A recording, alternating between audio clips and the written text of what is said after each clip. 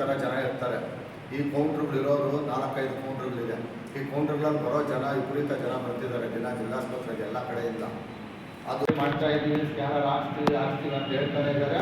Process ಏನೋ ಆಗಿದೆ ಅಂತ ಇವತ್ತು ಕೇಳಿದೆ. 10 ಸ್ಕ್ಯಾನರ್ ಹಾಕ್ಸ್ತೀವಿ ಅಂತಿದ್ರೆ ಇದುವರೆಗೂ ನಾನು ನೋಡಿಲ್ಲ, ಬಂದಿಲ್ಲ. ದುಡ್ಡುಗಳು ಕ್ಯಾಶ್ ಇಸ್ಕೊಳ್ಳೋದು ಯಾವ ಥರ ಎಣಿಸ್ಕೊಂತಿದ್ದಾರೆ ಅನ್ನೋದು ಡೀಟೇಲ್ ದಾಖಲೆ ಇದೆ. 10 ರೂಪಾಯಿ ಕಾರ್ಡ್ ಮಾಡ್ಸೋಕೆ ಹೋದಾಗ ಈ ಥರ ದುಡ್ಡುಗಳು ಅಲ್ಲೇ ಆಚೆ ಕಡೆ ಡ್ರಾ ಇಲ್ಲ, ಇನ್ನೊಂದಿತ್ತು ಆ ಕಂಪ್ಯೂಟ್ರಲ್ಲಿ ಜನಗಳು ತೆಗೆಸ್ಕೊಳ್ಳೋದು, ಅಲ್ಲಿ ಹಾಕ್ಕೊಳ್ಳೋದು ಅಕೌಂಟ್ಗೆ ಸೀದಾ ಹೋಗೋದು ಡೈರೆಕ್ಟಾಗಿ. ಫೋನ್ಪೇ ಇದು ಮೊದಲನೇ ವಿಷಯ. ಅಡ್ಮಿಷನ್ ಆಗಿರೋರಿಗೆ ಊಟ ಇಂಥದ್ದೇ ಕೊಡಬೇಕು.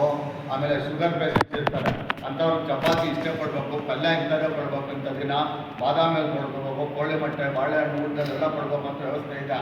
ಅವ್ರೇನು ಮಾಡ್ತಾರೆ, ತಿಂಗಳಲ್ಲಿ ಟೆಂಪ್ರಾಗಿರೋರು ಒಂದಿನ ಉಪ್ಪಿಟ್ಟು ಕೊಡ್ತಾರೆ, ಇನ್ನೊಂದು ದಿನ ಪೊಂಗಲ್ ಕೊಡ್ತಾರೆ, ಇನ್ನೊಂದು ದಿನ ಈ ಥರ ಹಾಲು ಈ ಥರ ಹಾಕ್ಕೊಂಡು ಬ್ರೆಡ್ ಕೊಡ್ತಾರೆ. ಬ್ರೆಡ್ ಇಲ್ಲ ಅನ್ನೋದು ಜನರಲ್ಲಿ ಇಲ್ಲ. ಈ ಥರ ನೀವು ಲೆಡ್ಜರ್ ತೆಗೆದು ಸ್ಟಾಫ್ ನರ್ಸ್ಗಳ ಹತ್ರ ಇರ್ತೈತೆ, ರೆಕಾರ್ಡನ್ನು ನೋಡ್ರಿ, ಚೆಕ್ ಮಾಡಿರಿ. 30 ದಿನಕ್ಕೆ 15 ದಿನ ಬ್ರೆಡ್ ಕೊಟ್ಟಿರೋದಿದೆ, ಬ್ರೆಡ್ಡು ಹಾಲು. ಅದು ನಾಮಫಲಕ ಹಾಕಬೇಕು. ಜನರು ಏನಾಗಿದೆ ಹಾಸ್ಪಿಟ್ಲಲ್ಲಿ ಏನು ತಿಂಡಿ ಕೊಡ್ತಾರೆ ದಿನ ಒಳರೋಗಿ ಅಡ್ಮಿಷನ್ ಪೇಷೆಂಟ್ಗಳಿಗೆ ಒಂದು ಬೋರ್ಡ್ ಹಾಕ್ಬೇಕಲ್ಲಿ ಹಾಸ್ಪಿಟ್ಲಲ್ಲಿ. ಈ ನಾಳೆ ದಿನ ಇಂಥ ದಿನ ಉಪ್ಪಿಟ್ಟು ಮಾಡ್ತಾರೆ, ಇಂಥ ದಿನ ಪೊಂಗಲ್ಲು, ಇಂಥ ದಿನ ಬಾದಾಮಿ ಕೊಡ್ತಾರೆ, ಇಂಥ ದಿನ ಇಷ್ಟು ಕೋಳಿ